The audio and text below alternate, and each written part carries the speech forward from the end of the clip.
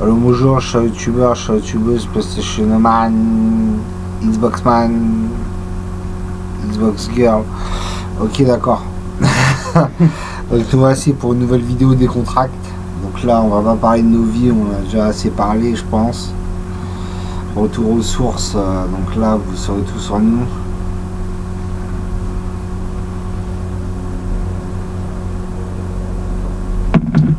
Comme on dit, on n'a rien à cacher, voilà. Bah ouais. Voilà. Je préfère. Non, on va rien dire. Là, j'ai dit pas mal de choses, toi. Ouais, j'ai dit pas mal de choses. Ouais. Je sais pas, tu voudrais parler d'un livre que t'as lu, qui t'a plu, je sais pas. Tu lis un peu, non? Non, très peu. Avant, je dis. Hein? Le dernier livre que t'as lu, c'est quoi? J'ai pas lu, ça fait longtemps que j'ai pas lu de livre. Ah ouais? Parce que c'est-à-dire, avec tous les médicaments que je prends, tout ça, ça m'empêche de me concentrer quand je lis un livre. Par contre, avant, je lisais des livres. Avant, quand j'étais à l'école, je faisais des fiches de lecture, tout ça, je lisais des livres. Après, je faisais des fiches de lecture. Attends, comble la discussion, je vais aller chercher un truc. C'est-à-dire que je dis des choses. Ah ouais, pardon. Bah. Bon, avant, j'aimais bien lire quand j'étais à l'école, lire des livres. De Victor Hugo, Flaubert en passant. On faisait des fiches de lecture, mais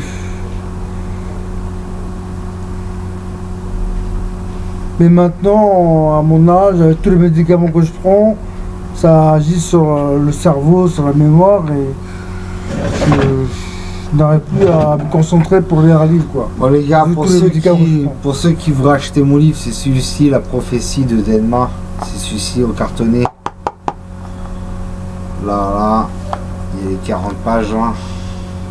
Bon, on va les montrer. 40 pages. Et la couverture derrière. Donc on va vous le lire. Philippe va vous le lire parce que c'est mieux lire que moi. Ah oui, mais il faut que je prenne mes lunettes. Attends. Il y a beaucoup de pages, ça. Ah, c'est écran grand, ça. Ouais, c'est écran grand. C'est parfait. Hein. Ah, ça, tu peux sauter le prologue. Ouais. Ouais, Préface. Ouais, préface, ouais, tu peux sauter. Je lis tout ça jusqu'à la fin. Ouais, tout. Ah, ça va être du temps. Hein. Ah, mais c'est pas grave, ils vont l'écouter cette histoire. Bon, bah, je commence. Hein. Bah, commence, hein. Bon, écoutez-le bien. Attends, on voit pas trop la caméra. Voilà. La prophétie de Damba. Nous sommes en 2018 à Paris, c'est ici que commence l'histoire. Le début est simple. Kylian se réveille en pleine nuit et là il réfléchit à sa vie sur Terre, dans cette cave quand il décida d'ouvrir la fenêtre. Là un vent l'emporta et là il découvre qu'il est stoppé dans les airs, il vole puis il essaie d'avancer vers l'avant, puis en arrière et de l'autre en bas, puis il va rêver sa petite sœur de cœur Elsa. Et là il lui dit d'une voix aiguë, je vole, c'est magnifique. Puis il prend Elsa par la main et s'envola avec elle dans le ciel. Elle était stupéfaite et là, un tourbillon les détacha et emporta Kylian dans un autre espace-temps. Et là, il va voir comment se déroule l'histoire et sa fin. Puis sa fin, puis il vit le mal, la bataille finale, sans toutefois savoir ce qui allait se dérouler. Le mal se trouvant en Italie, et là, il redescendit et Elsa lui dit où es-tu après la tempête? Et il lui dit qu'il avait une mission planétaire et qu'il lui faudrait ramener les 30 enfants jouets animés dans les 7 élus dans une grande aventure pour battre le mal en Italie. Puis il demande à sa petite sœur de cœur, pseudo-princesse, de lui tenir la main et là, elle l'a pris et là il lui montra les lieux de Paris vus du ciel et elle découvre, je ne sais pas comment, qu'elle ressent une soudaine énergie et qu'elle peut maintenant expulser les objets dans les airs par la pensée. Puis après tout ceci, ils rentreront dans la cave. Et puis après tout ceci, ils rentreront dans la cave. Là, il réveilla ses 17 amis et leur raconte son histoire, sa vision et qui il vole et qu'il a l'air que par lui les jouets animés avaient des pouvoirs et leur dit de se tenir la main et il les enverra tous en l'air et y découvrir la puissance. Quand le mal toucha les deux enfants humains, Ève et Kiku, et il leur insuffle à l'oreille qu'ils auront peu de pouvoir, s'ils se rangent de son côté et qu'ils leur enlèveront leur plus grande peur. Il les troubla et la petite fille s'enflamma. Et puis comme possédée, elle cria d'une voix grave et perçante à la fois. Kiku lui dit à Kylian, je ne pourrai pas te suivre. Et Kylian lui dit, si cela est ton foi, alors fais donc. Puis Kylian dit autre, suivez-moi car je sais que vous viendrez tous, et prirent la direction du départ. Et là Kiku leur dit qu'il les suivrait aussi, et Kylian lui dit, je le savais, c'est pour ça que je ne me suis pas énervé. Et ils partirent, sachant par Kiku qu'ils devront tous affronter leur plus grande peur et qu'il laissait derrière eux une possédée qui leur dit sur le chemin de départ qu'il allait subir sa colère et celle de son maître. Cela étant, ils partèrent là Paris et se disent dans leur profond, cela va être dur et long.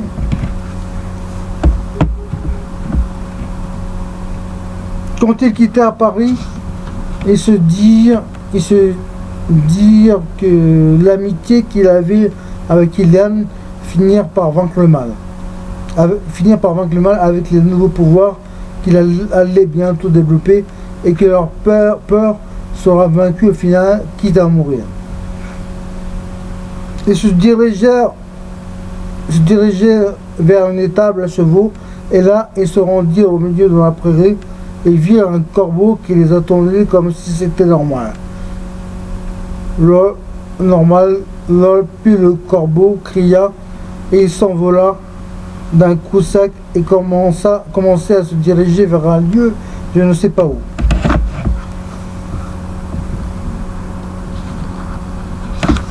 Là, Kylian s'envola et le suivit. Le corbeau finit son chemin et s'arrêta. Il était arrivé à un endroit qu'il allait maintenant découvrir. Là se trouvait une pièce vide et un vieil homme apparut sortant de l'ombre. Et il y avait un coffre ouvert à demi qui brillait en éclats. Et Kylian sentait que cela était très précieux pour la suite de cette quête. Ils se dirigèrent vers un vieil homme habillé de noir, avec une longue barbe mal taillée de petite taille, d'un poids moyen, et il leur dit qu'il y avait dans ce coffre un parchemin qui lui avait été donné par son père, et que son père lut de son père, mais qu'il n'en comprenait rien. Et là, soudain, Jean-Baptiste, le boulanger, commençait à avancer vers le coffre où se trouvait un parchemin.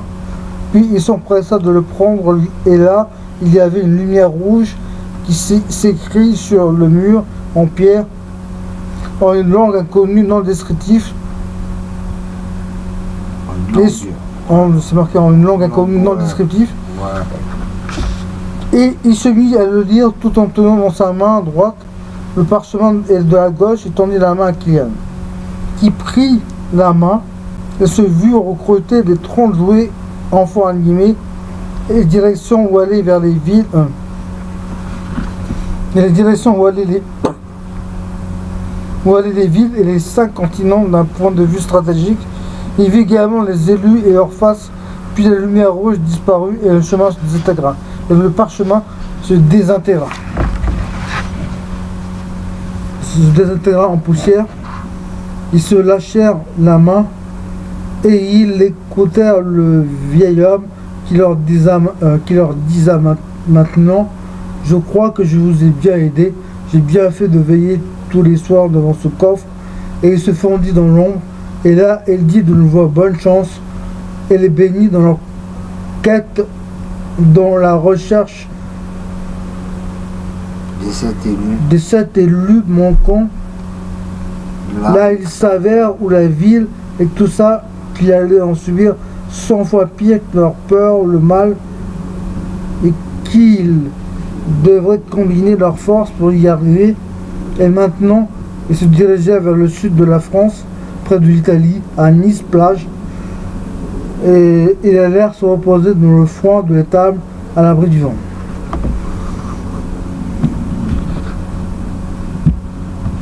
Le matin arriva, ils se levèrent au champ du coq. Le matin arriva et se levèrent au champ du coq. Le ciel bête déjà bleu. Et ils se prirent tous la main et partirent vers le sud. Et il s'avère que l'un d'entre eux avait une peur du soleil du midi, car à chaque fois à 12h pile, il a de fortes angoisses ou peurs. Il voyait le soleil arriver et savait qu'il aurait une grande peur. En fait, il appréhendait ce moment et plus le temps passait, plus sa crainte montait et son secret qu'il a gardé Socrate allait être dévoilé. Ça y est, il est 11h58, encore 2 minutes, mais cette fois-ci le mal lui fit découvrir sa peur en 100 fois plus fort. Sa peur le prit et il lâcha la main d'Elsa. Il tomba au sol et pétrifié de peur, son pouls se mit à accélérer et il arrivait presque plus à respirer. Il tremblait sur place avec des spasmes, puis il tombait dans un sommeil et le mal lui dit qu'il avait une malédiction. Et le mal lui dit qu'il avait une malédiction qui se perpétrait de père en fils. Et comme lui n'en avait jamais connu, son père, sa mère ne pouvaient rien dire, ne sachant pas, il était devenu fou car au début des premiers symptômes, il s'efforça à s'exposer au soleil et à chaque fois il perdait sa tête et en a fait sa plus grande peur. Et là il entendit une voix, c'était celle de la petite fille Ève qui lui dit « Réveille-toi et souffre en silence comme tu sais bien le faire. Tremble devant cette malédiction ou je t'y contraindrai. Abandonne et reste tétanisé devant les rayons du soleil. » Voyant Paul tomber au sol, Kylian partit le récupérer. Il était au sol, tremblant, tétanisé, disant des phrases incohérentes, et il disait entre cette parole, ça brille, j'ai peur, je suis possédé. Kylian comprit qu'il fallait le mettre dans un coin isolé et sombre, et comme Kylian savait car il avait aperçu une église vue du ciel à 10 minutes de vol, et il lui a pris la main et arrivé devant ils entrèrent. Paul commença à se sentir apaisé et là il y avait un pasteur dans le milieu de l'église et un prêtre. Voyant ce jeune homme trembler, il prit de l'eau bénite et lui jeta à la face et là sa peur s'évacua. Il n'avait plus peur, puis le prêtre lui demanda comment il était arrivé là. Kylian lui répondit qu'il était juste de passage. Le prêtre comprit qu'il était des voyageurs et leur dit « Remplissez donc deux geôles d'eau bénite qui se trouvent ici, cela devrait vous aider, je suppose. » Puis allons mieux, Paul dit maintenant « Je sais d'où vient le problème et je connais la solution. Et cela, Kylian, était ma plus grande peur. Merci, grâce à toi, je n'ai plus peur. Je vais pouvoir voir le soleil désormais. » Puis le prêtre leur dit d'aller voir dans les catacombes de l'église. Et puis le prêtre leur dit d'aller voir dans les catacombes de l'église en bas. Vous y trouverez votre bonheur. Il a une très grande valeur et il est en or étincelant. Et il a l'air, la pièce a été noire, obscure. Il y avait juste une petite lumière qui venait d'un trou dans un mur. Et comme Paul avait l'habitude de vivre dans le noir, ceci était clair et sûr, des squelettes putréfiés par la grâce de chair. Il aperçut une petite étincelle et vit ce que le prêtre leur disait. Cette pièce était humide et puis renfermée. Pose entre deux squelettes, Kylian lui enleva des morceaux d'os qui restaient. Il y avait même de la chair pourrite dessus. Ce qu'ils trouvèrent était une montre basique. Kylian la porta dans un nuage. Il vit sa vie défiler à toute vitesse et il remonta jusqu'en 1899 dans l'atelier d'un artisan qui fabriquait des jouets à la boutique, et la boutique était riche de décorations. Cette boutique était à Paris, rive gauche, Saint-Michel, quartier bourgeois, et il découvre son jouet. C'était lui car il avait la main signature sur le genou gauche, même si celui-ci était effacé. Il se vit la poser sur une étagère dans une vitrine. L'objet était mis à prix pour 10 sous. Ce qu'il vit par la suite, un jeune garçon qui s'arrêta dans la vitrine. Il était blond aux yeux bleus, bien en chair potelée, les joues roses par le froid d'hiver. Il avait une écharpe verte et un bonnet avec un pompon. Il ressemblait à un enfant de 8 ans. Et il prit Kylian dans sa main gauche et le cacha sous son blouson noir et partit. Bien sûr, ce petit ange ne pouvait pas l'auteur de ce vol, et le commerçant ne se rendit compte que 2 heures après en voulant nettoyer l'étagère. Cet enfant avait un air de famille avec le vieil homme. Cet enfant avait un air de famille avec le vieil homme de l'auberge, car il avait les mêmes yeux. Kylian retira la montre et c'était une montre à voir le passé, ce qui pourrait lui servir pour retrouver les os secrets de ses disciples. Puis il remercia le prêtre et partit. Le prêtre les bénit et ils en allèrent rejoindre le groupe. L'équipe, les voyant arriver à 2, ils comprirent qu'il était en meilleur état, même qu'ils furent surpris de voir Paul guéri.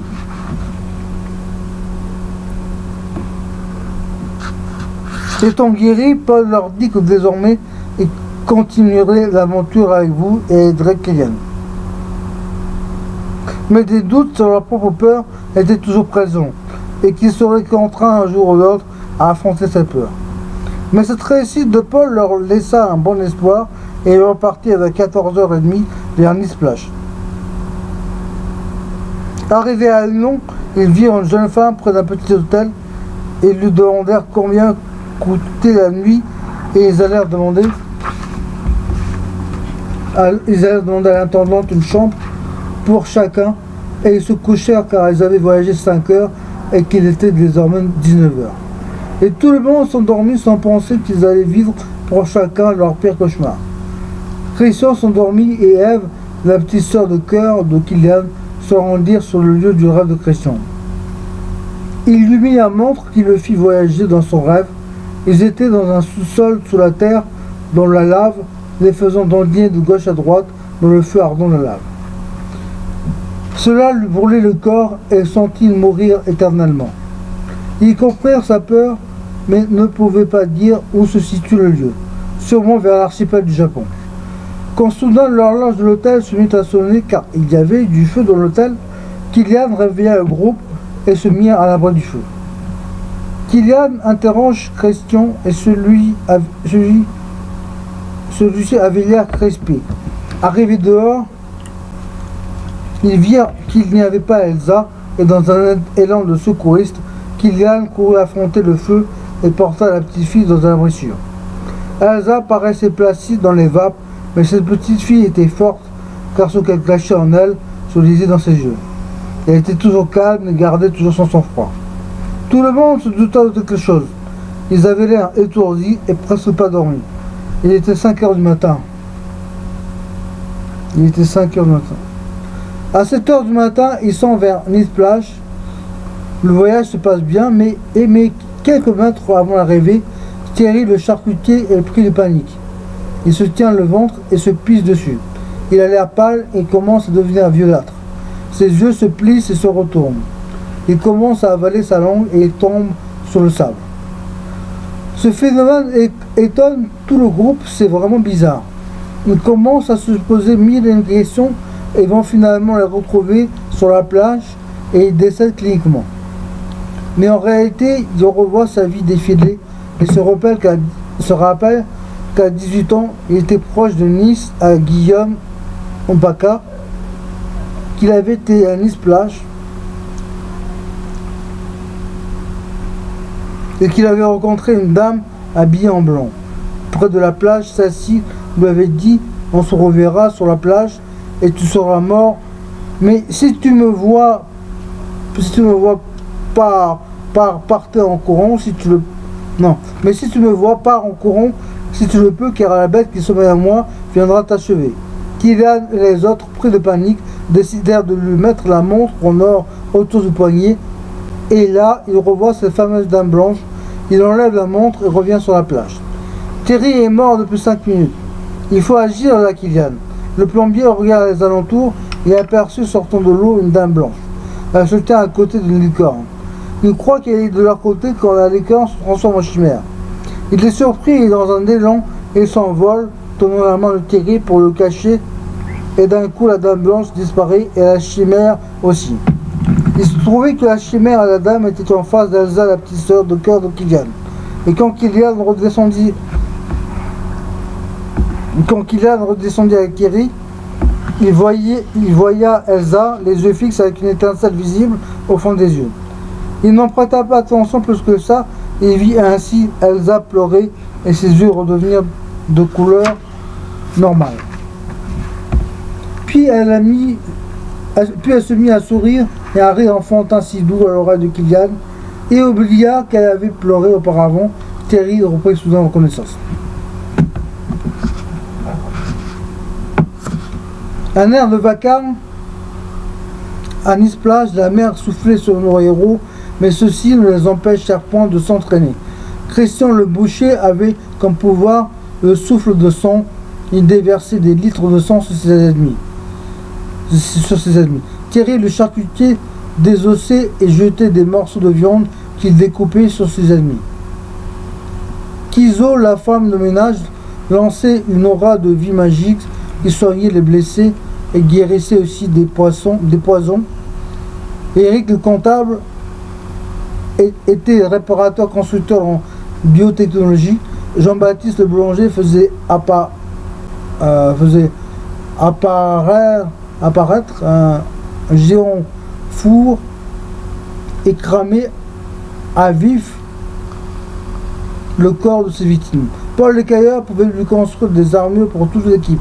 Niam le vendeur ambulant se déplace super vite. Il a un cri qui réveille. Ruth le caviste lui faisait tomber des pluies de vin, ce qui enivrait ses ennemis. Pierre le pâtissier lui écrasait au rouleur comme des crêpes ses ennemis. Quant à Luc, le pasteur enlève lui les maux de tête et il a un pouvoir de dissuasion, et Angèle, elle, la pépiniériste, guérit et crée des potions de tout genre. Voici ce que nos héros préparèrent et améliorèrent durant les petites vacances à l'Esplage. Arrivés au vieux Nice, et trouvèrent une terrasse bar-café pour les jouets animés. Ils prirent un verre et discutaient de leur entraînement et de leur nouveau pouvoir. Ils avaient hâte de le développer. Puis ils se baladèrent tous à Nice et arrivés devant la cathédrale de Nice, ils furent épris d'un effroi, des sentiments glaciaux et terrifiants. Quelque chose qui les emmena tous propulsés en l'air pour atterrir sur Miami Beach. Là, ils allèrent tous rencontrer un chevalier de la fin des temps. Ils sont 4 au total. Il était sur sa monture un cheval blanc, et le chevalier ressemble à un lézard ou dragon, un reptile visqueux, représentant la bête glorieuse à travers les temps. Il est muni d'une semence de poudre de blé utopique qui brûle jusqu'à désintégrer le corps. Lorsqu'il apparaissa, on voyait sa monture éblouir les 13 héros, mais Kylian avait toujours le sourire, bien que les autres doutaient de la stratégie à employer. Puis d'un coup, Kylian prit la main du pasteur pour qu'il brûle avec l'eau purificatrice. Cela brûla la masse visqueuse du lézard reptilien. Puis la bête jeta sur Kylian et le pasteur sa poudre de blé, ce qui les transformèrent en zombies assoiffés de sang et qu'ils ont pris la main de Kylian. Elle jeta sur eux une potion de guérison et ils guérirent.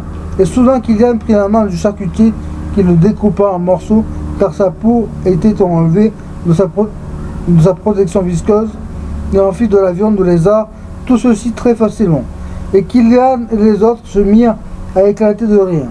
Puis une lumière étincelante apparut sur le cheval blanc et se transforma en un grand guerrier celte, blanc aux yeux bleus avec une lame à deux cutters en tranchant à mort et un saumon non tranchant. C'était l'élu de la décision vie ou mort. Et nous, à nous l'Amérique, ce fameux pays là, ils sont maintenant à Miami Beach et de se rendre à Washington.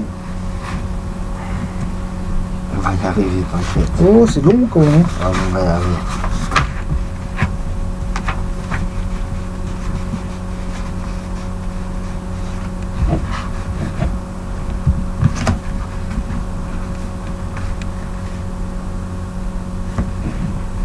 Ça y est, on y est, et à Miami, Kylian savait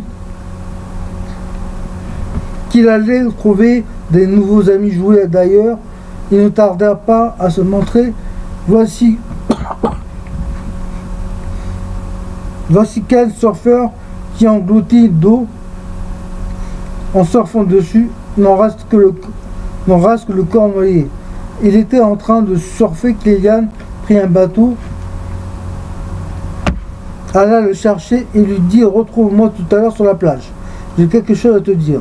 C'est important. Puis Ken dit oui, c'était un beau gosse, grand, fin, musclé, avec une quad et là, à la coco. Puis il retourna sur la plage. Il sortit du bateau et là, il se posa le long d'une rue piétonne au bord de la plage. Et là, une fille au roller venait de voler un portefeuille. Il l'interpella, elle s'appelait Katrina. C'était une voleuse au roller bled à 4 roues. Elle était habillée d'un simple string rose et d'un soutien-gorge de sport en synthétique avec des gros nichons. Sa spécialité, elle vole tout ce qu'elle veut.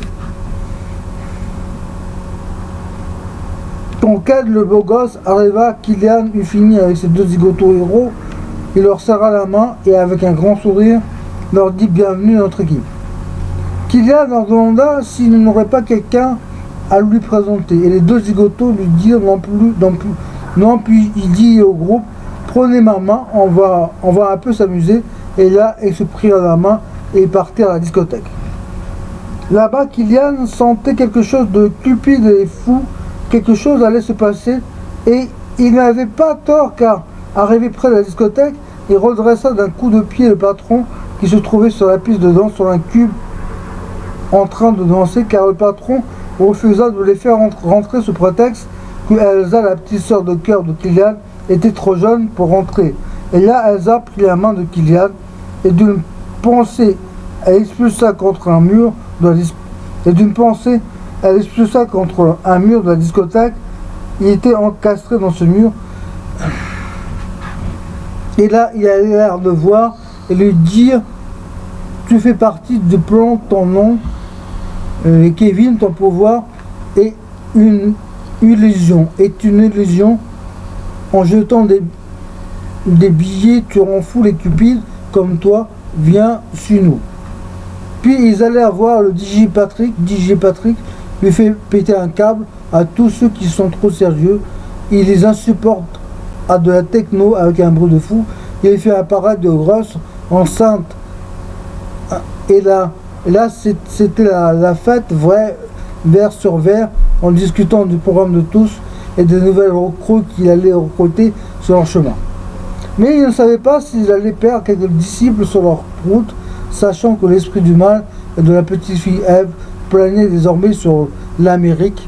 Demain, il sera à Los Angeles. Nous verrons par la suite. Et ils prirent un quart direction Los Angeles.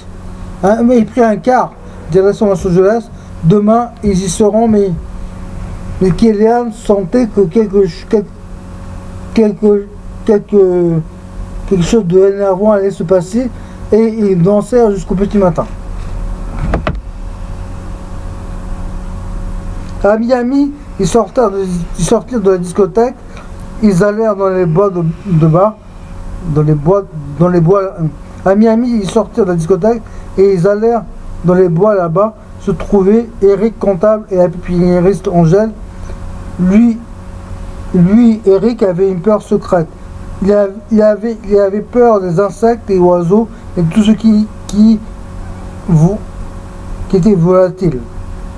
Et 22 heures la nuit tombée, ils allèrent se reposer car il était fatigué. Et quand le chant d'oiseaux se fit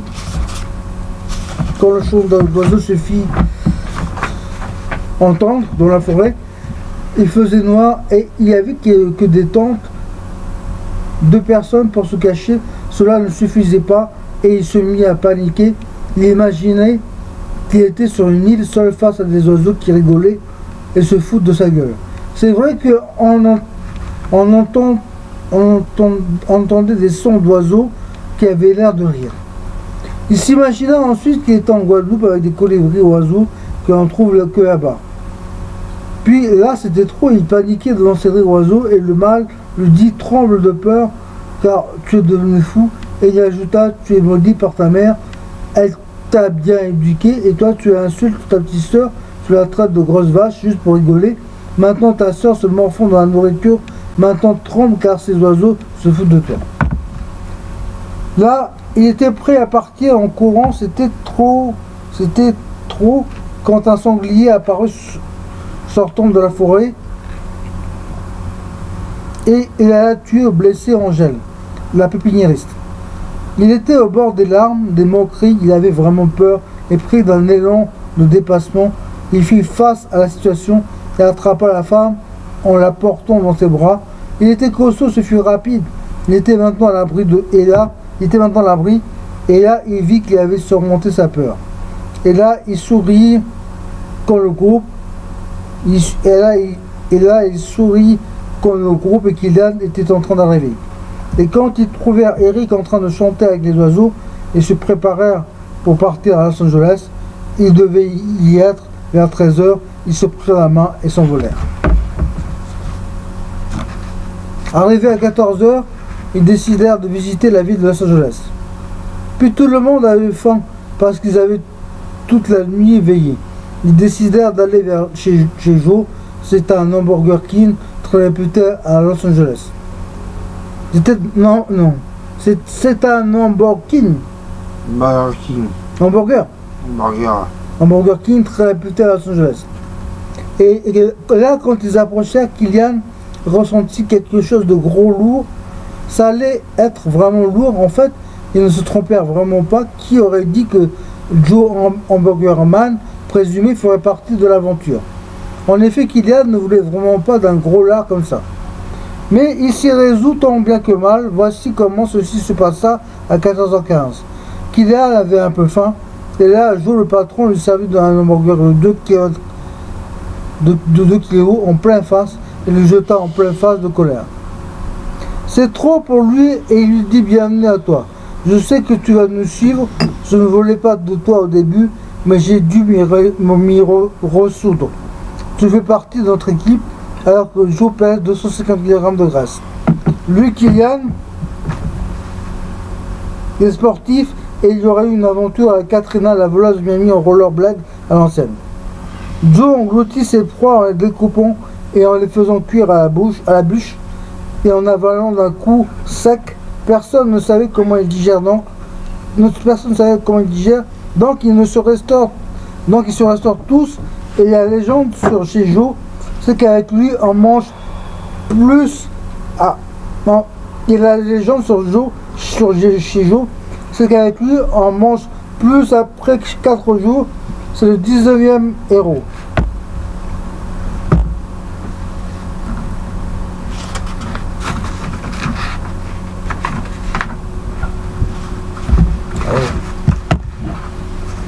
Arrivé à Washington, à la Maison Blanche, il vit l'endroit infecté de rats, top, zombies. Là, Kylian prit la main Elsa et là, il vit la fille tourner en l'air. Et d'un clin d'œil, et d'une pensée, elle les balaya et finirent brûlés, encastrés contre les murs de la Maison Blanche. Et alors Obama arriva, vit son tapis et ses murs pleins de sang. Et lui et la CIA n'ont jamais trouvé l'auteur de ces actes, même le Pentagone. Bien sûr, cela a paru complètement fou, passe à même aux infos sur CNN, disant qu'un soi-disant ninja japonais serait rentré dans la Maison Blanche. Il aurait tué singulièrement Ratop. Et ce sera un acte de déséquilibre mental lors d'une frénésie meurtrière. Arrivé en Afrique du Nord, il marcha entre le marché de Marrakech et le commerce, puis il entra dans une chicha et il remarqua une personne charismatique qui fumait avec essence. Il recrachait un max de fumée. Kylian vint à lui dans un regard. Il s'était compris, lui, il s'appelle Karum. Il avait comme pouvoir d'enfumer tout à 40 mètres de lui, une fumée qui aveugle. Non loin, même proche, se trouvait un cracheur de feu, un hypnotiseur de danse de serpent, et au milieu une danseuse orientale, et se déplaça et monta sur un rocher et brandit un panneau et cria: toi, Nizar, la danseuse orientale, et vous qui me cracheur de feu, et Zoom, l'hypnotiseur, vous me connaissez? Et ils dirent: je pense que oui, peut-être. Puis leur dit: suivez-moi donc, vous savez pourquoi je suis là, pourquoi je suis là, cela fait irrégulière.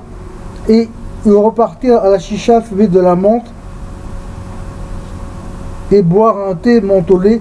Puis le soir, ils partirent tous dormir chez le cousin de Kim, car il avait de quoi offrir un bon couscous du bled et de quoi dormir pour ses 30 disciples.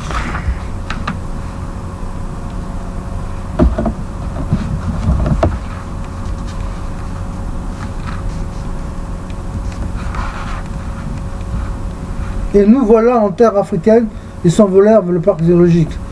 Arrivés devant, ils entrèrent, on était au Kenya et ils rencontrèrent Mathieu, un zoologue. Lui, son pouvoir, c'est d'amadouer des bêtes féroces juste en sifflant Kylian. Kylian lui dit: suis-moi. Puis Kylian voulait voir un marabout, puis il se dirigeait vers ce fameux marabout. Et Paul fut ensorcelé de la magie des djinns, des êtres de feu situés dans le Coran, et cet être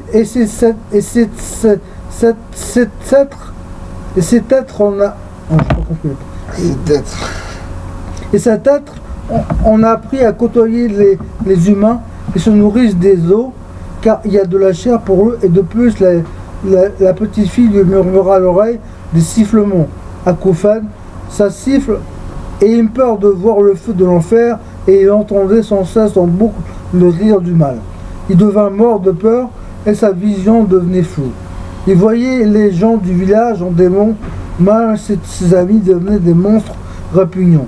Et il vit Elsa, elle ressemblait à un bébé, un nouveau-né. Cela le rassurait, et comme elle le voyait rassuré par sa présence, elle lui dit: sois libre, respire, tout va bien. Et il reprit son souffle. Personne n'en a vu rien. Personne n'a vu rien. N'en vu rien. Et ils allèrent voir le marabout, et ils s'appelèrent Ossine. Et il dit d'une voix: allez au lac. Allez au lac, vite, un jeune homme que tu connais, il y est, mais faites attention, il y a des fantômes. Ils y arrivèrent, et le ballet de fantômes devenait un spectacle. Ils dansèrent sur le lac, et un jeune homme était pris dedans. Kylian prit la main du boulanger, et il créa un grand four. Ils cramèrent dedans, et le four disparut. Kylian sur le lac, et il y vit un beau jeune homme grand et fort. Il s'appelle Akino, et son pouvoir était de lancer des filets de pêche ils le sortaient de l'eau et arrivés à terre ferme, ils rigolèrent. Arrivés en Asie, ils se rendirent à Pékin manger une soupe de nouilles et du laquais de canard impérial. Et le plat étant si bon, ils demandèrent à voir le chef de cuisine devant lui, Kizo. Il s'appelle Maître Laquais et il est préparateur de bons plats. Il disait après avoir vu Kylian. Puis ils marchèrent et s'arrêta dans une ruelle étroite. Et là, Kylian aperçut un homme habillé de noir au cœur noir. Il s'appelait Goro. C'était un ninja en infiltration sur Pékin. Kylian et il l'interrogea et lui dit qu'il combattait pour la justice. Kylian lui dit comme d'habitude pour qu'il vienne, mais sachant qu'il allait refuser, il prit la main du caviste et il lui versa des litres de vin sur sa tête. Après ça, il lui répéta, et comme il était ivre, il répondit oui à ses pouvoirs invisibilité, et qu'il lance des étoiles et muni d'une arbalète, puis ils continuèrent. Puis ils volèrent se tranquilliser à Tokyo et rencontrèrent un geisha. Kylian lui dit « C'est bien toi, Sakuya ».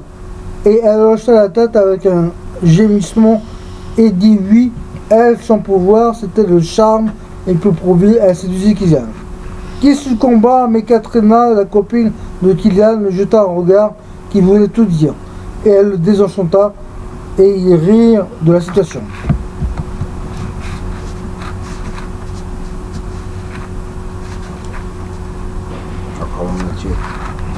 Ouais.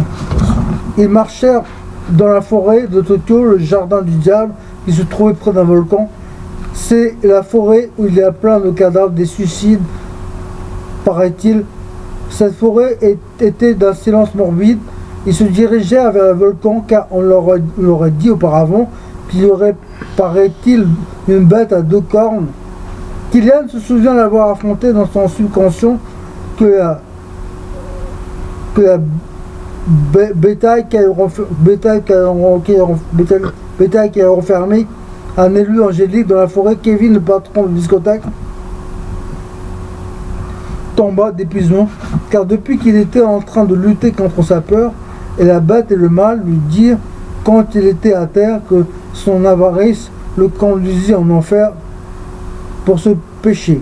Et son souffle le perdit, il ne respirait plus, il s'endormit pour l'éternité. Puis désolé et triste, Kylian leur annonça le décès et ils furent choqués quand entre forêt et le volcan, il vit une femme habillée de blanc. C'était un fantôme.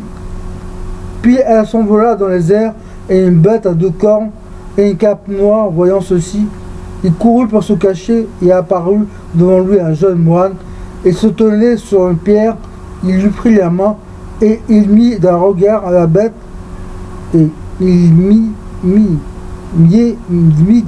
d'un regard à la bête agenouillée à terre. Puis le moine lui posa une énigme.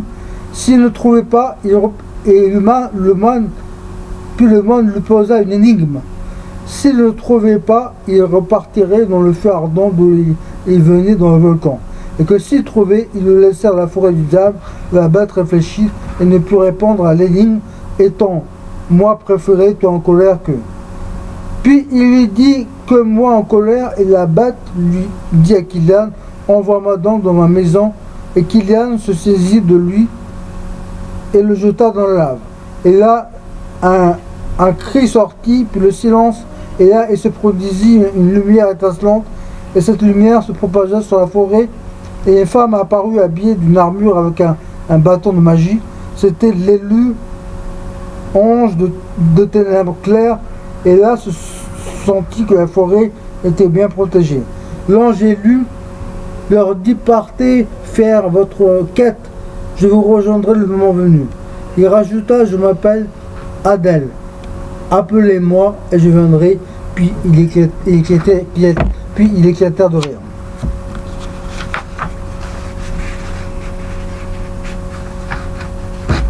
Arrivés en Australie, ils étaient là pour combattre une armée de dingos dont le désert qui était dirigé par une succube zombie, vampire, vampire assoiffé de sang. Les dingos sont devenus comme elle, puis Killian prit par le bras le charcutier. Et celui-ci lança sur plus de 10 km à ronde des milliers de boulettes empoisonnées, ce qui tua tous les chiens dingos vampires en peu de temps. Pour la femme, si l'on peut l'appeler comme ça, car elle n'est plus humaine, Killian prit les bouchées et envoyait des litres de sang, ce qui déconcentra la femme vampire. Elle voulait sucer, puis... Elle voulait sucer. Puis il prena les cerfeux et les noya dans l'eau vagueuse. Et elle s'arrêta de respirer et Killian lui mit 500 coups de couteau à travers le corps décomposé et le charcutier prit toute la viande sur le cadavre pour les désosser en boulettes. Mais ils allaient bientôt retourner en Europe combattre les démons monstres et créatures mystiques. Sans se douter qu'un homme très puissant veillait sur eux, la prophétie de s'accomplir. De retour en Europe, ils entrèrent à la cave d'où ils sont partis à Paris. Killian avait hâte d'en finir avec la sœur de Kiku, le jeune garçon du début Ève. Le jeune garçon du début Ève est arrivé devant la fenêtre. Angèle, la pépiniériste, fut éprise d'un sentiment bizarre et Kim, le cracheur de feu, lui aussi. Quand ce sentiment se transforma en cauchemar, il tremblait. Et puis il se transformait en pierre dure. La chaîne de main devint trop lourde et Killian et les autres ne purent les porter. Ils lâchèrent les deux pierres et tombés en bas, ils s'enfoncèrent au sol et ils ne se brisèrent point. C'est alors que Killian se mit en colère, car s'il n'avait pas été la fille aux potions, je comprends pas. C'est alors que Killian se mit en colère, car si ce n'avait pas été la fille aux potions, car si ce n'avait pas été la fille aux potions, elle les aurait sauvés. Vas-y, fais un effort pour la fin, parce que Il dut partir voir qui avait fait cette malédiction. Ils entrèrent dans cette cave et virent un trou noir. Killian partit dedans avec Elsa. Avant ceci, il disa aux autres de les rejoindre un après un, s'ils revenaient avant 30 minutes. Il s'enfonça dans les trous noirs. Ils savaient ce qu'ils attendaient quand un cri grave retentit. C'était la fille Ève. Elle était recouverte de feu ardent. Elle était attachée. Killian prit d'un vif sentiment. Avait du mal à comprendre pourquoi elle était attachée. Elle criait comme ça, puis Elsa, sa pseudo-princesse, vit trois chevaux et 3 chevaliers de l'Apocalypse. Ces 3 chevaliers, eux aussi des lézards. C'était des lézards visqueux. Killian recula et pris de panique retourna sans Elsa, car elle n'avait pas voulu repartir. Puis Killian, ne voyant pas Elsa, il dit aux 30 joueurs animés disciples de prendre sa main et d'aller voir Elsa, car il y a 3 chevaliers de l'Apocalypse.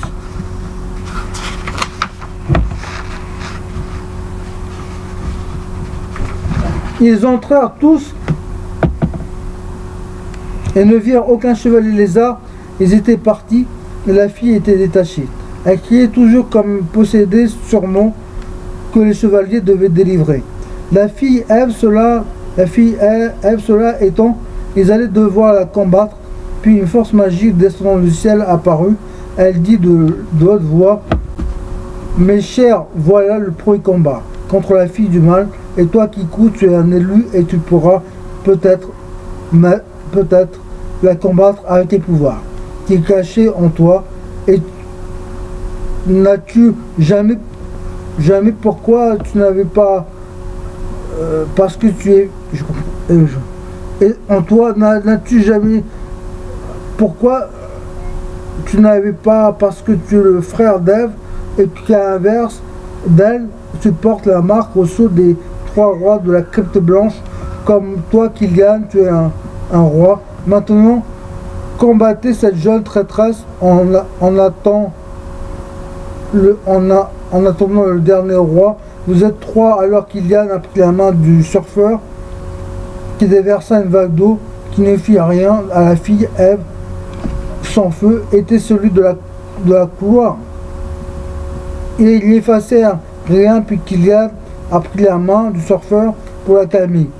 Mais Nifée, c'est alors qu'il se souvient que dans là, il y avait un lac divin, pour cela, il remettra les idées en place. Et dans là, il y avait un lac divin, puis cela lui remettra les idées en place. Alors il prit la main de Ruth, le caviste, qui déversa une pluie de vin sacré, sa meilleure de vin sacré, Meilleure cuvée, c'est marqué. Cuvée, sa meilleure cuvée, et soudain le feu disparut maintenant. Elle ne criait plus car sa colère était partie. Puis Kylian en voulut en découdre avec puis la main de Christian le boucher et déversa une pluie de sang. Ceci en enivra Ève. Elle devait folle de rage et finira de boire. Elle sent pendant ce temps prit Kylian, prit Thierry le charcutier, qui la découpa et désossa en boulettes de chair. Il y avait du sang partout, ce combat fut très saignant. Puis une ombre maléfique sortit du sang, et dit: je vous aurai, petit chenapan, je vous aurai. Ce combat fut intense, et il avait sommeillé.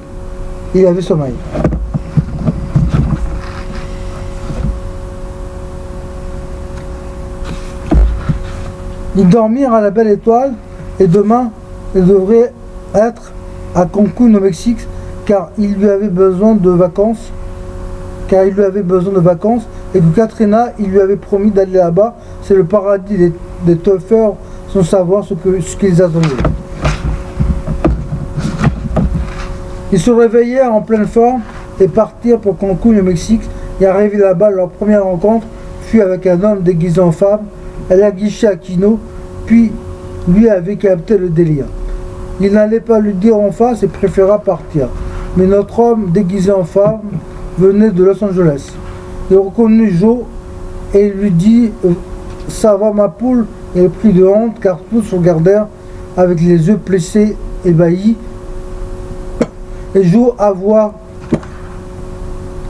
qu'il le connaissait. Puis il quitta l'homme déguisé en femme et tout le monde ricanait de joie.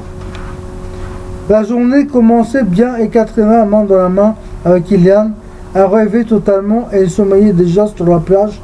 Mais avant, il fallait se restaurer.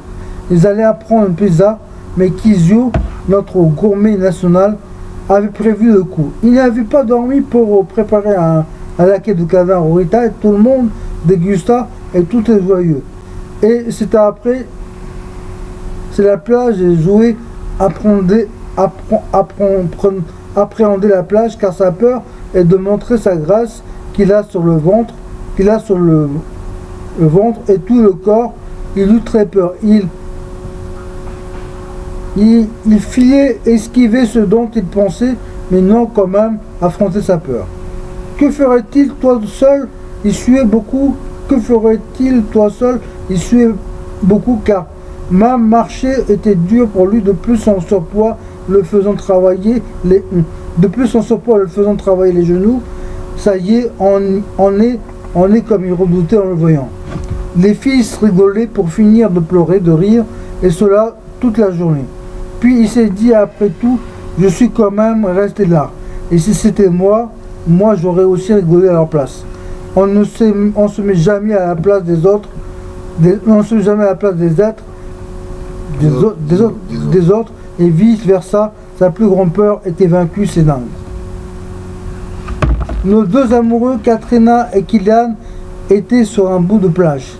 Ils s'embrassèrent encore et encore quand le soleil se coucha, le ciel était jaune-rouge sur la mer turquoise magnifique et Katrina avait un secret, c'est que dès dès que le soleil se couche, elle se changeait en vampire. Mais elle ne buvait pas de sang. Et Killian lui dit reste un peu. Et elle se mit à pleurer toutes les larmes de son corps et dit d'une petite voix non, je ne peux pas. Et le soleil se coucha et sa bouche s'ouvrit et ses canines s'agrandissaient. Killian fut surpris au début, puis lui dit c'est A, c'est pour. C'est quoi A? C'est A, H? C'est A. Ah, c'est A, ouais. C'est pour ça que C'est pour ça que chaque coucher de soir, tu pars t'absenter 15 minutes, car tu es une vampire des sables et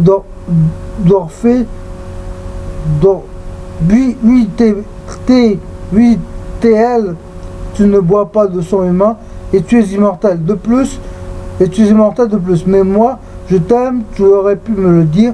Et elle dit, penses-tu qu'un être de lumière avec ton esprit saint sorti tiré, c'était vraiment trop dur. Et il s'approcha pour lui faire un baiser, preuve de confiance mutuelle.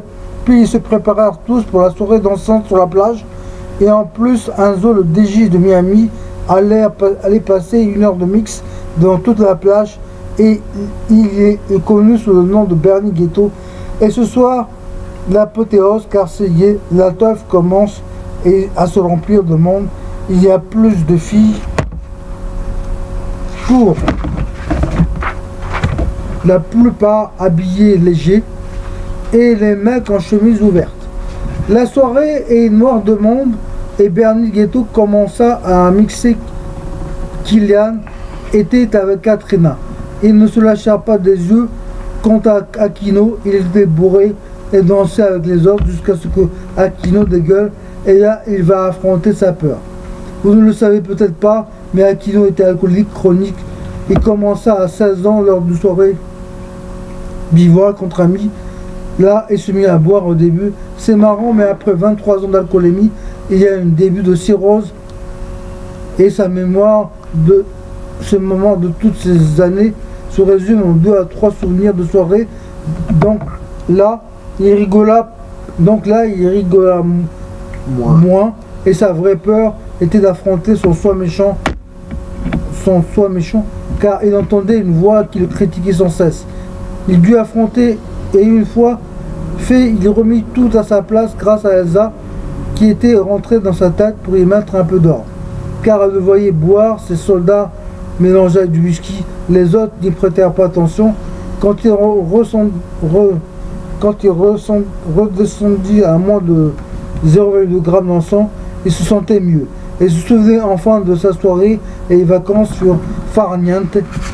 Et cela fut pour tous. Le grand départ sonna. Il devait se rendre en Égypte pour combattre la momie ensorcelée, car elle venait de se réveiller. Étant sur les lieux, ils décidèrent de la combattre tout de suite, car elle allait faire sa première victime. Une jeune archéologue, bon passant Killian, ne savait pas comment battre cette momie. Il prit le surfeur et jeta une vague dessus. Cela fut décisif. Elle se noya sous la vague, et des pièges et énigmes les attendèrent. Car il était facile d'y entrer, mais d'en sortir, c'était Makash. La seule énigme était qu'il devait faire tomber le mur qui devait les faire sortir, et que pour cela, il devrait déchiffrer une cartouche d'un dessin sur un mur. Celui-ci représentait un homme avec une tête de chacal, la deuxième représentait un homme avec une tête de faucon, et pour finir, le nom de la momie ici morte, le pasteur qui s'intéressait de près à une époque égyptienne, Dianubis, sans doute un chacal chien sauvage ou comme un homme à tête canidée. Il y a indiqué Anubis a reçu son nom de sa mère Isis, puis la deuxième énigme, il dit Horus étant l'une des plus anciennes divinités égyptiennes, représentant un homme avec une tête de faucon couronné, et la troisième était Toutankhamon, qui était le 11e pharaon de la 18e dynastie selon les dernières études génétiques. Il est le fils d'Akhenaton, puis le mur tomba. et ils durent courir car tout commençait à devenir instable. Là dehors, ils respirèrent et Kylian ne pensait pas s'en sortir, mais comme le voulait la prophétie, ils continuèrent leur voyage vers l'Asie en Thaïlande. Comme vous le saviez peut-être, la boxe thaï est un sport de combat mythique en Thaïlande. Et il y avait un grand tournoi. Kylian, Elsa et Aquino s'inscrivirent pour passer le temps et pourquoi pas gagner cette statue en or massif. Aquino, grand et musclé, commença son premier combat contre un autre garçon du même âge que lui et même poids, ne possédant pas ses pouvoirs. Aquino mit un terme au combat d'un seul coup de pied à un Akiri Ippon, car elle était champion de karaté au Kenya, Et fut venu le tour d'Elsa d'un seul regard, elle mit fin au combat. Et ceci pendant 3 héros, pendant 4 tours, est venu les quarts de finale. Elsa prit le ticket 7 et Kylian lui aussi, ça allait devenir intéressant. Et voici le combat. Ils se tâtèrent de coups de poing et pieds, et elle essayait de le regarder, mais il fixait le sol du regard, puis il esquiva un dernier regard et mit un terme au combat d'une attaque à clé à molette de plombier, dit dans le premier livre. La finale était contre Goro, le maître ninja, qui s'était inscrit en cachette. Le fourbe, il allait combattre quand une abeille piqua le pied de Goro, le ninja. Disait qu'il met certains du groupe se dire qu'il avait menti pour dire par la suite qu'il aurait sûrement gagné s'il n'avait pas cette abeille, comme le savait c'était un ninja et son code de l'honneur. L'empêcher de perdre car c'est ce qui serait produit, le combat fut arrêté. Et le gagnant était Kylian, qui repartait avec la statue en or massif. Puis il allait goûter les plats des vendeurs ambulants le long de la route, quand une saveur particulièrement savoureuse tomba sous les papilles de notre cuisinier national. Il ne connaissait pas cette épice, c'était du curry. Pourtant, mais lui ne connaissait pas cette épice, et alors monsieur devenu rouge de colère et commença à insulter la marchande ambulante. Alors le pasteur, qui avait le pouvoir de persuasion, lui dit t'inquiète pas, elle n'est pas meilleure que toi, c'est juste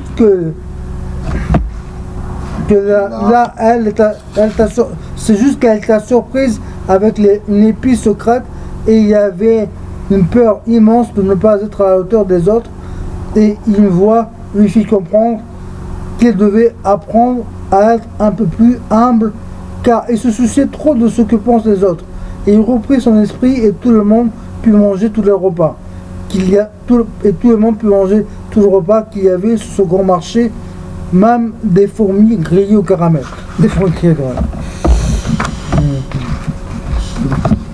Et voilà à Madagascar à la recherche de l'animal qui se transformera en un roi glorieux. Le troisième, il devait tenir à la main une noix de coco en or, chose qu'il fallait lui retirer des mains. Arrivé à Tana, en Tananarive, ils décidèrent de trouver le fameux roi glorieux et s'engagèrent dans une pirogue pour ensuite aller en forêt sauvage à la recherche du singe roi glorieux en Antsirabi, là où il fait froid, bizarre mais vrai. Là-bas, ils se garèrent dans une forêt humide et virent des grenouilles. Car il y a plus de 2000 sortes d'espèces de grenouilles à Madagascar. Et ils débroussaillèrent le maximum de plantes pour se frayer un chemin. Et c'est arrivé près d'une zone de sable entre la forêt qu'ils trouvèrent un arbre d'une taille impressionnante de haut en large. Et ils s'y approchèrent pour finalement l'inspecter en volant, et ils entendirent le cri d'un lémurien qui jouait avec une boule en or.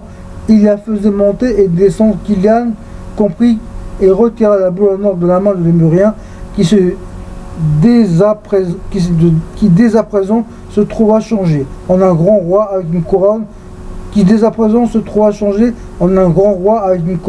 sur la tête. Et là Elsa cria de joie en le voyant. car il ressemblait à son père d'ailleurs. C'était lui car il la reconnaissa et vint à elle pour lui faire un baiser, sur la joue. Et lui dit, Elsa, je suis ton père, c'est bien moi, tu m'as manqué. Et lui dit, Elsa, je suis ton père, c'est bien moi, tu m'as manqué depuis le temps où je suis parti pour Madagascar. Et je n'ai pas pu sortir de cet arbre car la boule en or me l'a empêché. Car la boule en or me l'a empêché. Puis elle dit, moi aussi, tu m'as manqué. Et elle lui dit, papa, serre-moi fort dans tes bras, je t'aime. Et son père l'a tenu et pleura de faim. De retour en France, ils partirent à Paris. Il fallait qu'il délivre du sortilège Kim le cracheur de feu et Angèle la pépiniériste, arrivés devant ces deux statues les trois rois Kilian, Kikou et Hervé le père d'Elsa. Les trois rois de la crypte blanche se mirent en cercle autour de nos deux statues.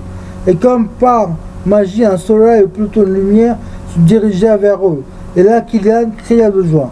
Il était guéri, puis partir tout son fanfaron sur le champ de Mars à la tour Eiffel. Et là, ils virent une dame blanche et une dame noire avec chacune un chat. Ils descendirent pour leur causer, mais avant même qu'ils descendent le groupe de Kilian dans une onde de bulles à cassave, ils ne pouvaient plus répliquer et les deux dames s'en allèrent. Là, il manquait Adèle, celle de l'île au diable au Japon, le premier ange pour faire place à cette situation. Kilian prit la main de Elsa et elle appela Adèle par télépathie, puis 10 minutes plus tard, Adèle, l'ange blanc, arriva d'un coup d'arc, elle éclata la bulle quand ils furent sortis. Ils dirent merci à cet ange, mais où étaient ces deux dames blanches et noires?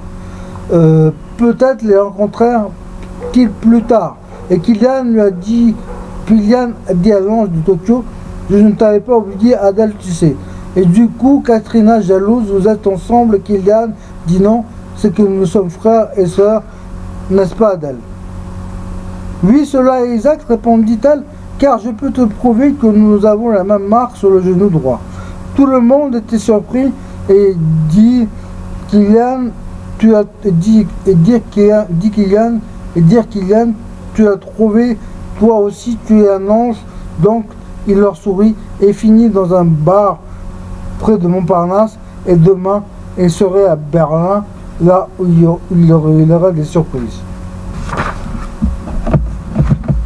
Arrivés à Berlin, ils s'arrêtèrent dans un pub pour se rafraîchir en haut.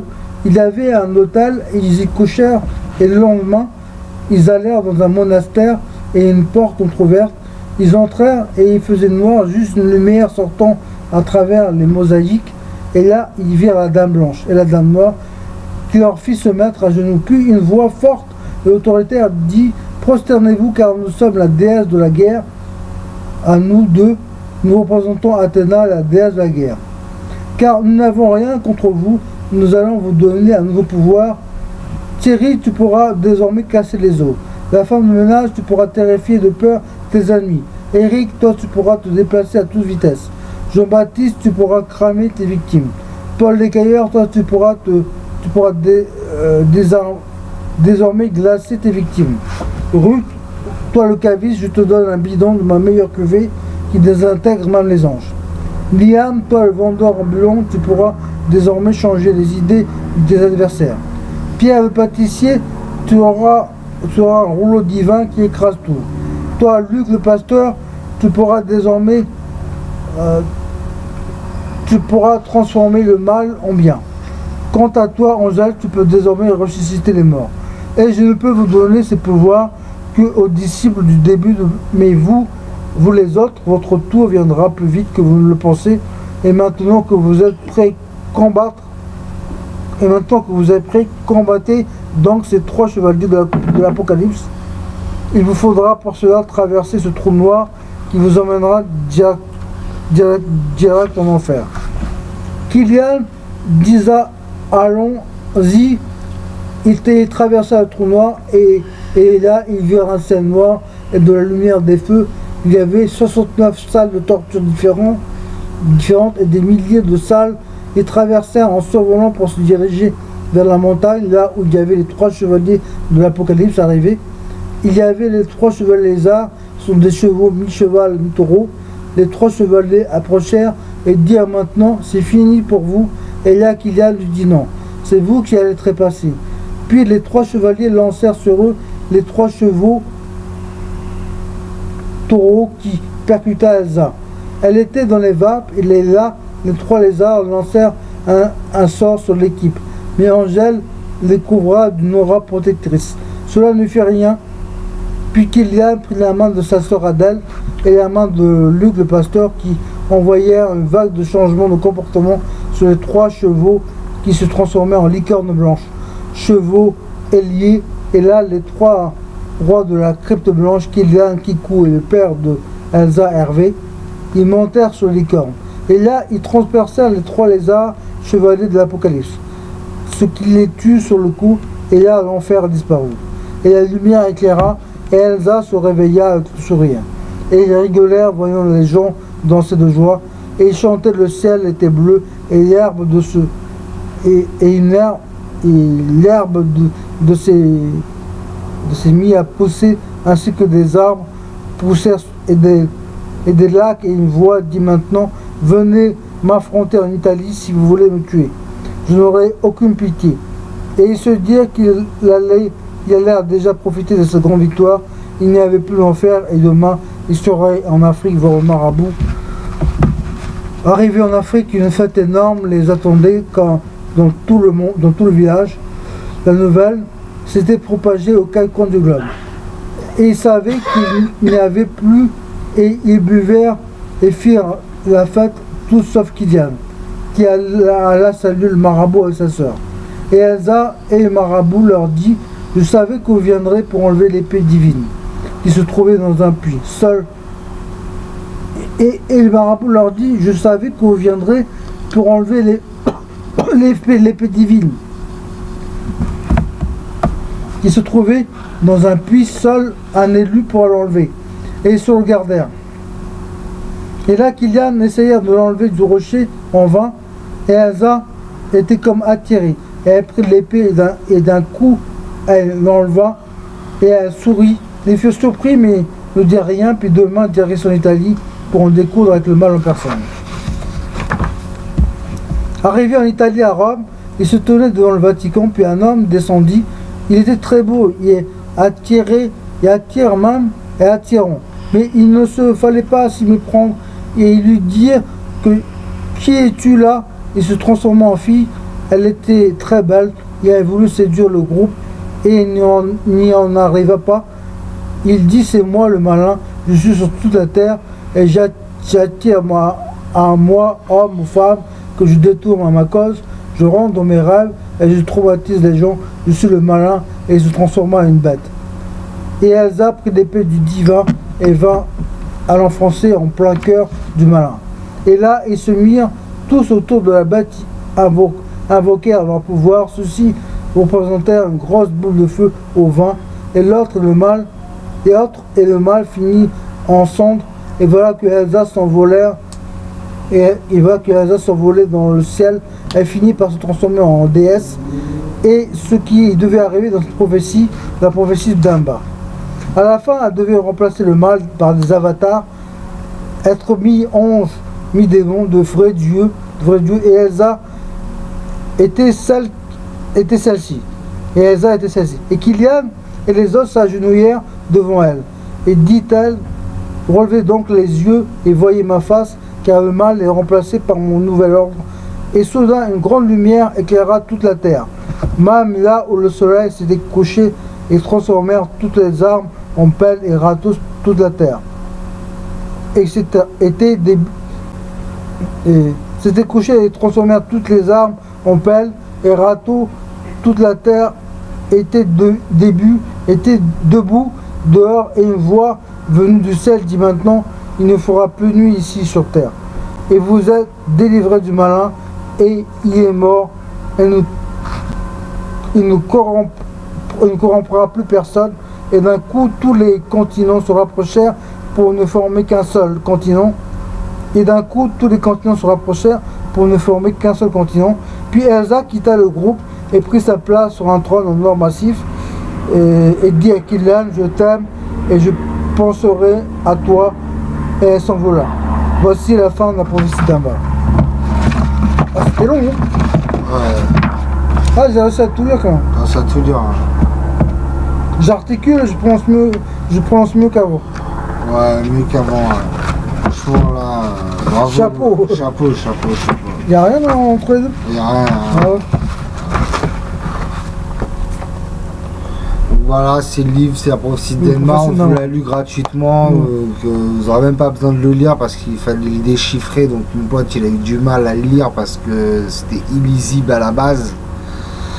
C'était vraiment illisible à la base. Je ne conseille pas de l'acheter, juste d'écouter cette histoire et faites-la écouter à vos amis si vous avez aimé. N'achetez pas le livre surtout, ça sert à rien du tout. Je gagne à peine 2 € dessus, je m'en bats les couilles, franchement. En plus, ça a coûté 25 € avec les frais de port. Je vous dis pas comment ça coûte cher. Ouais. Bon, si vous le voulez, achetez-le. Ça sert à rien, son bouquet lisse. Donc voilà, on vous a lu l'histoire. Donc j'espère que ça vous a plu. Et puis bon, bah, faites tourner cette vidéo. Merci, au revoir. Au revoir, Philippe. Au revoir tout le monde. Au revoir. Portez-vous bien.